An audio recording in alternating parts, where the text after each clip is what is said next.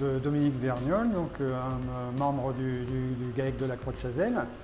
Donc c'est un GAEC familial. Donc on est trois frères et mon neveu donc, qui a intégré le GAEC il y a 3 ans. Le GAEC se situe sur la commune d'Avez, sur l'ouest du Sancy, donc en Artense. Voilà, on a 120 hectares en prairie naturelle. Donc on possède un troupeau de vaches montbéliardes, donc de 90 bêtes. Voilà, donc avec ce troupeau-là, on produit à peu près il y a un peu 500 000 litres de lait qui sont utilisés pour la transformation fromagère. Donc ils sont ventilés principalement sur la fourme d'Ambert, le bleu d'Auvergne et puis aussi un autre petit bleu qu'on appelle le bleu d'Avez. L'entreprise, enfin la famille Vergnol est baignée dans le fromage depuis très longtemps puisque ça remonte à la fin du 19e siècle.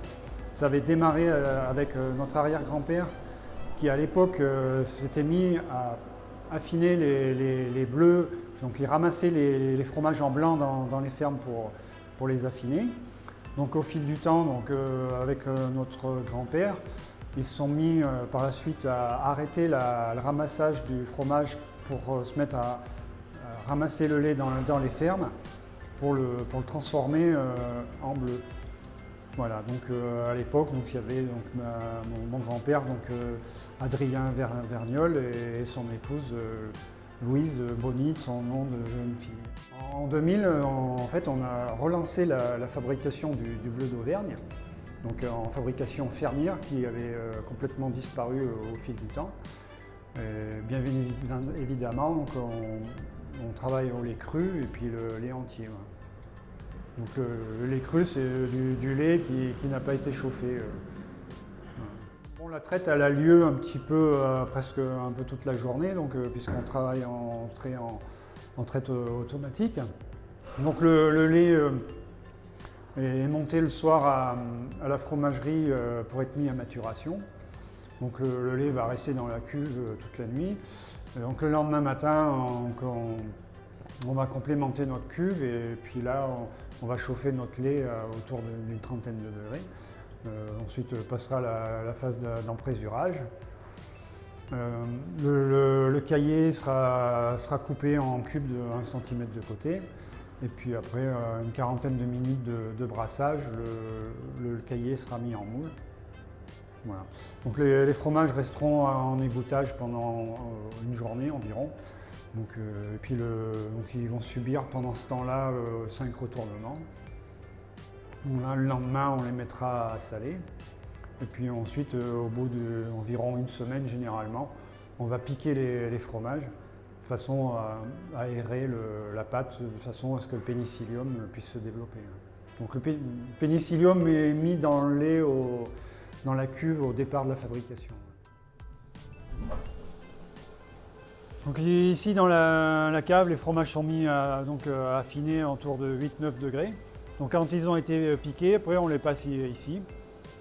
Et c'est après le piquage, au bout d'une semaine, 10 jours, que le pénicillium va commencer à se développer.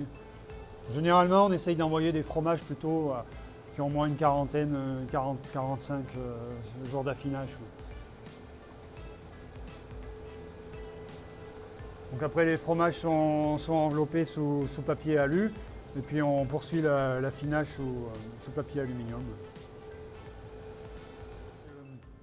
Ici, on a les 3 produits que l'on fabrique.